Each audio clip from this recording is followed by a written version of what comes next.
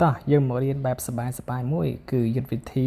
60 second snowball toss ថ្ងៃនេះខ្ញុំសូមធ្វើការចែករំលែកអំពីយុទ្ធវិធីនៃការបង្រៀនមួយទៀតដែលកាលពីវីដេអូមុនខ្ញុំបានចែករំលែកនៅវីដេអូមួយទាក់ទងនឹងយុទ្ធវិធីនៃការបង្រៀនកាលនោះខ្ញុំបង្រៀនទាក់ទងទៅនឹង quiz trade ឥឡូវនេះខ្ញុំនឹងបង្ហាញអំពីយុទ្ធវិធីមួយទៀតហើយគឺ60 second snowball toss យុទ្ធវិធីនេះនឹងធ្វើឲ្យការរៀនរបស់សាស្ត្រានុសិស្សកាន់តែមានភាពសប្បាយរីករាយជាងមុនដោយខ្ញុំនឹងធ្វើការរៀបរាប់ពីសកម្មភាពនៃការរៀននិងបង្រៀនដូចតទៅលោកគ្រូអ្នកគ្រូធ្វើការបង្រៀនសិស្សជាធម្មតា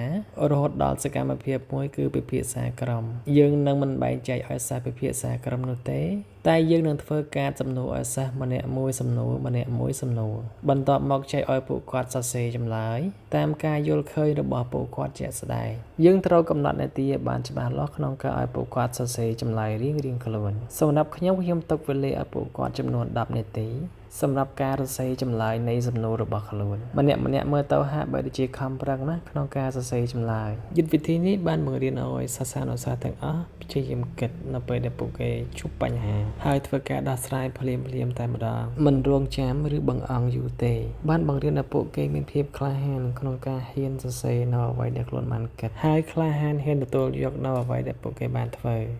រយៈពេល10នាទីនៃការសរសេរចម្លើយរបស់ពួកគេក៏បានជិតចូលមកដល់ក្នុងចំណោមនោះមានសិស្ស3នាក់ដែលបានដើរអង្កេតអំពីការធ្វើនិងឆ្លើយសំណួររបស់ពួកគេផងដែរអ្នកទាំង3នេះគឺមាននីតិមើលការខុសត្រូវនៅការសរសេរចម្លើយរបស់មិត្តភ័ក្តិបន្ទាប់ពីសរសេរចម្លើយរួចសិស្សានុសិស្សទាំងអស់ត្រូវលើកក្រដាសចម្លើយដើម្បីធានាថាពួកគេបានសរសេររួចរាល់ហើយបន្ទាប់ពីពិនិត្យរួចលោកគ្រូអ្នកគ្រូឲ្យពួកគេមូរក្រដាសនោះឲ្យក្លាយទៅជាកូនបាល់តូចមួយបន្ទាប់មកទៀតសកម្មភាព60 second snowball toss ក៏ចាប់ផ្ដើមឡើងលោកគ្រូអ្នកគ្រូអនុញ្ញាតឲ្យពួកគេធ្វើការគប់គ្នាទៅវិញទៅមកនៅកូនបាល់ដែលពួកគេបានមូរពីក្រដាសសំណួរចម្លើយការគប់នេះគឺអាស្រ័យទៅលើការកំណត់របស់លោកគ្រូអ្នកគ្រូបើលោកគ្រូអ្នកគ្រូចង់ឲ្យពួកគេលេងកាន់តែយូរដាក់វិនាទីកាន់តែច្រើនសម្រាប់ខ្ញុំឲ្យពួកគាត់គប់គ្នាត្រឹមតែ60វិនាទីតែប៉ុណ្ណោះហេតុនេះហើយទើបខ្ញុំដាក់ថាយុទ្ធវិធី60 second snowball toss ដែលមានន័យថាពួកគេ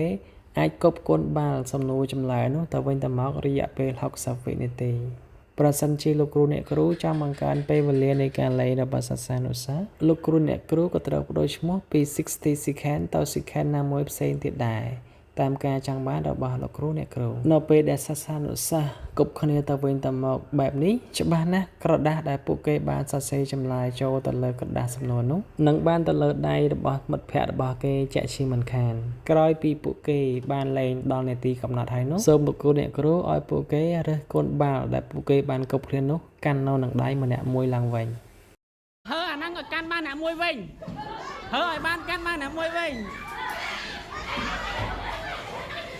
ហើយបានកាន់ម្នាក់មួយវិញលឿនបន្ទាប់ពីពួកគេរើសបានកូនបាល់ម្នាក់មួយហើយនោះអនុញ្ញាតឲ្យពួកគេអង្គុយចោះធម្មតាតាមកន្លែងរៀងខ្លួនឲ្យមានរបៀបរៀបរយឡើងវិញព្រោះថាការលេងហ្គេមបំមាញ់មិញនេះគឺពួកគេចេញចូលពីតុដោយសេរីហើយឲ្យពួកគេលើកកូនបាល់នោះឡើងលើ